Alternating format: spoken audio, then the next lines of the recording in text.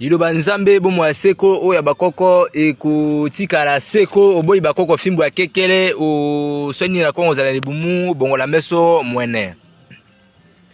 Bwana na mayele likolo ya mesa seke etando ya koko kuku pemba tozali na mokolo ya misatu mercredi na calendrier na biso babantu lelo tozali le 9 ya 16e mois 5613 ans.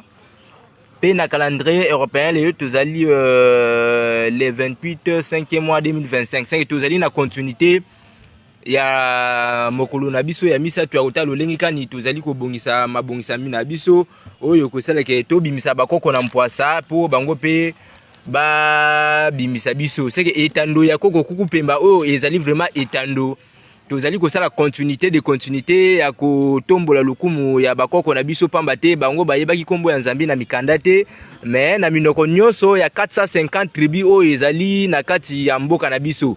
C'est que tozosala kaka continuité na bango yango wana siko toye na ngoya kokokisa makambu oboyi bakoko fimbo ya kekele oswani na kongo za libumu bongo na meso mwana. C'est que continuité ya programme sala ezali vraiment tina mingi. C'est que ndenge to uti ko rappeler ngo lisusu ete na calendrier na biso babantu tozali le 9 yango wana le 9 16e mois 5613 appel na calendrier européen tozali le 28 5e mois 2025. C'est que tozali na continuité wana bayike oyo ba ponami na kosala continuité ya liloba nzambe ya bakoko na biso bazosala continuité ya malamu pona kotala lolenge kani tozali kozongisa mokili kati na kimia pe kimia kati na mokili. C'est que tozali na Saint-Robino bakolanda biso na Maroc, bolanda biso na France, bolanda biso na Belgique, bolanda biso na Hollande, bolanda biso na Autriche pe mokili mobimba.